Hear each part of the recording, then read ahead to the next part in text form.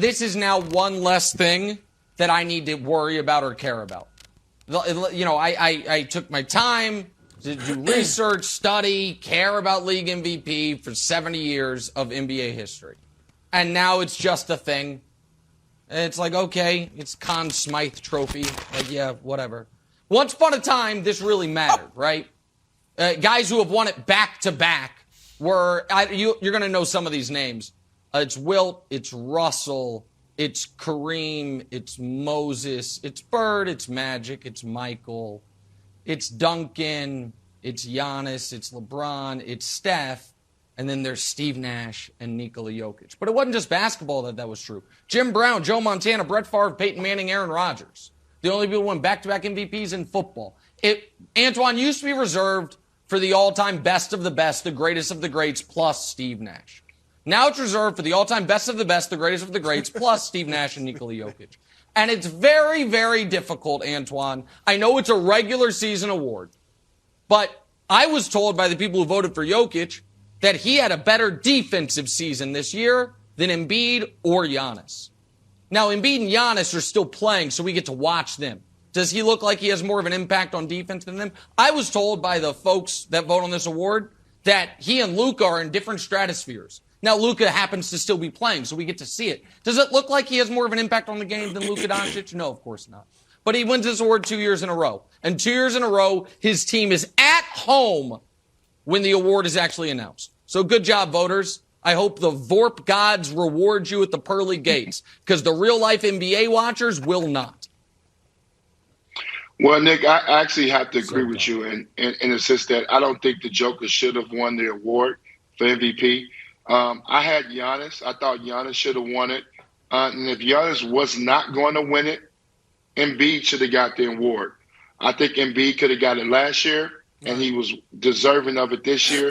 And I think he did the necessary things to get the award. When I think about what he had to deal with the Ben Simmons and the trade and all that stuff, but he stayed consistent throughout the whole season, and he played. The one question mark on Embiid was his health and can he get through a full season. I thought he did a terrific job of playing throughout the whole season and giving his team the best seed they can have and giving them now the best opportunity to win come playoff time.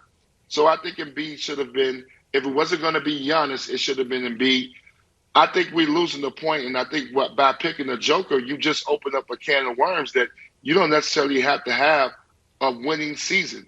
If you're a 6th seed and you're able still to win the MVP, we're not rewarding guys that have put the work in, that have catapulted their team to being very good and moving up in the playoffs and moving up in the standings. You know, you look at a Ja Morant, if he doesn't miss 25 games, they finish second in the West. He should be up for MVP. I just think we've just kind of tainted the award. And I'm not going to take anything away from Jokic. He put up great numbers, great stats. But to me, that was on a bad team. And every player in this league and superstars in this league have put on good numbers on a bad team. So I think you're just setting a bad precedence for this reward, where usually we reward guys that win and also play very, very well for that team. And we took that away by bringing Joker back for back-to-back MVPs. Yeah, I'm with you, Twan, you and Nick. Look, I voted for Jokic last year to be the MVP. I feel good about that vote. This year I had him third on my ballot. I had Giannis number 1, Embiid 2, and then Jokic. And one of the reasons, he had a great year, no doubt about it, but one of the reasons I didn't vote for him was indeed, Twan, they were the 6th seed.